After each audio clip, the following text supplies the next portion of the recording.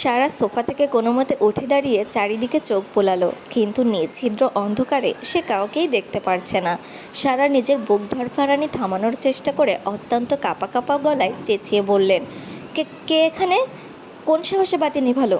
সাহস থাকলে সামনে আসেন। রাফসান আড়ালে দাঁড়িয়ে সারার গলার স্বর শুনেই বুঝে নিল সারা ভেতরে ভেতরে একদম শেষ হয়ে গেছে।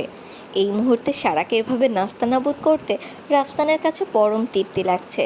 সে সারাকে আরও আতঙ্কিত করতে একদম অশরীরে আত্মার মতো ভয়ঙ্কর করে কুহক হাসি দিয়ে টেনে টেনে ডাকলো, সারা, তোর মরণ সময় হয়েছে।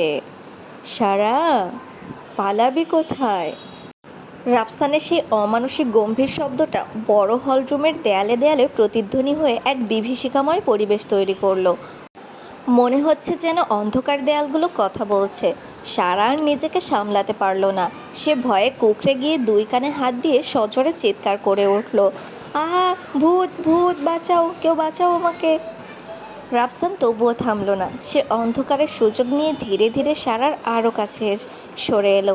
রাফসান এগোতে এগোতে অশরীরে আত্মার মতো ফিসফিস করে হিমশীতল কণ্ঠে বলল, সারা, তোর ঘাড় আজ আমি মটকিয়ে দিব, তোর তপ্ত রক্ত কাঁচা চিবিয়ে খাবো, হা হা হা। সারা ভয়ে কুঁকড়ে গিয়ে চোখ তুলে সামনে তাকালো। আবছা অন্ধকারে দেখলো একটা বিশাল লম্বা কালো অবয়ব। মুহূর্তে সারা ভয়ে জমে পাথর হয়ে গেল। সেই ছায়াটা যখন ধীরে ধীরে ওর দিকেই এগিয়ে আসতে লাগলো, সারা যেন ভয়ে নড়তেও ভুলে গেল। ওর কণ্ঠ দিয়ে কোনো শব্দ বের হচ্ছিল না। অবয়বটা যখন সারার একদম কাছে এসে ওর গলা টিপে ধরার জন্য হাত বাড়িয়েছে, সেই মুহূর্তে সারা চরম আতঙ্কে হিতাহিত জ্ঞান হারিয়ে ফেলল। সে বাঁচার চেষ্টা হিসেবে খপ করে সেই অবয়বটিকে শক্ত করে জড়িয়ে ধরে হাউমাউ করে কান্না শুরু করে দিল। সারার দুই হাত রাফসানের পিঠের দিকে শক্ত করে আঁকড়ে ধরা, আর মাথাটা রাফসানের বুকের ওপর। সে ঢুকরে ঢুকরে কাঁদছে আর বলছে, আমাকে মেরো না ভূত দাদু, দোহাই তোমার, আমাকে ছেড়ে দাও। আচমকা এমন ঘটনায় রাফসান একদম হকচকিয়ে গেল। সে তো চেয়েছিল সারাকে ভয় দেখিয়ে মজা নিতে, কিন্তু সারা যে ওকে এভাবে জড়িয়ে ধরবে তা সে স্বপ্নেও ভাবেনি। রাফসান যেন একটা জীবন্ত মূর্তির মতো স্থির হয়ে দাঁড়িয়ে রইল। তার শরীরের ওপর সারার নরম হাতের স্পর্শ আর ফোঁপানোর শব্দে হঠাৎ করেই তার বুকের হার্টবিট কয়েক গুণ বেড়ে গেল।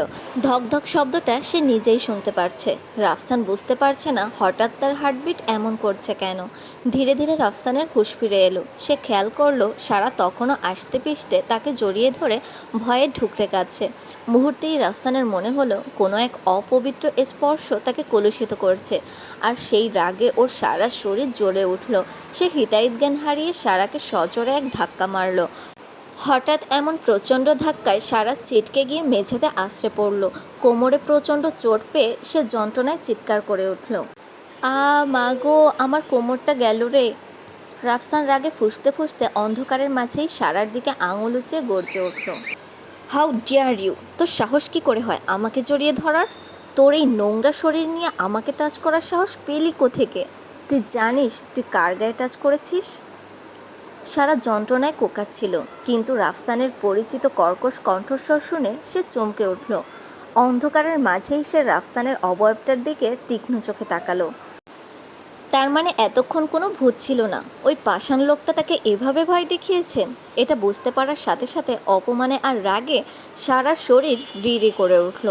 যদিও সে রাফসানকে জমের মতো ভয় পায়, তবুও এমন অমানবিক কাণ্ডের পর সে আর চুপ থাকতে পারল না।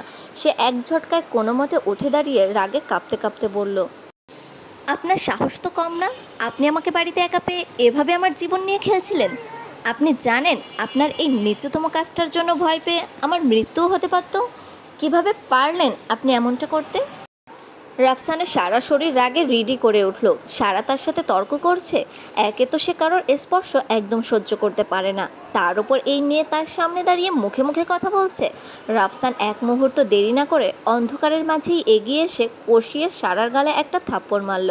থাপ্পড়ের চোটে সারা টাল সামলাতে না পেরে সোফার ওপর আছড়ে পড়ল। রাফসান রাগে দাঁতে দাঁত চেপে সারার একদম কাছে মুখ নিয়ে গিয়ে বিষাক্ত গলায় বলল, আবার মুখে মুখে তর্ক করছিস? আমাদের বাড়িতে আশ্রিতা হয়ে থেকে আমার বাবার দয়ায় দুবেলা খেয়ে আবার আমার সাথেই পাল্লা দিচ্ছিস? রাস্তা থেকে আব্বু তোকে কুড়িয়ে এনেছে বলে নিজেকে কি ভাবিস? এই বাড়ির মালকিন?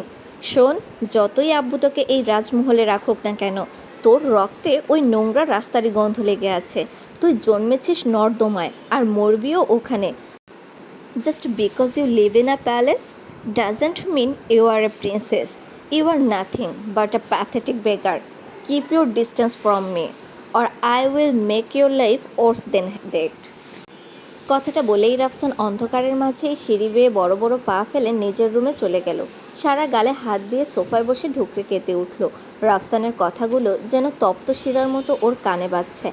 অন্ধকারে একা একা সারার কান্নার শব্দটা পুরো ড্রয়িং রুমের প্রতিধ্বনিত হতে লাগলো, কিন্তু সেই কান্না শোনার মতো কেউ ছিল না।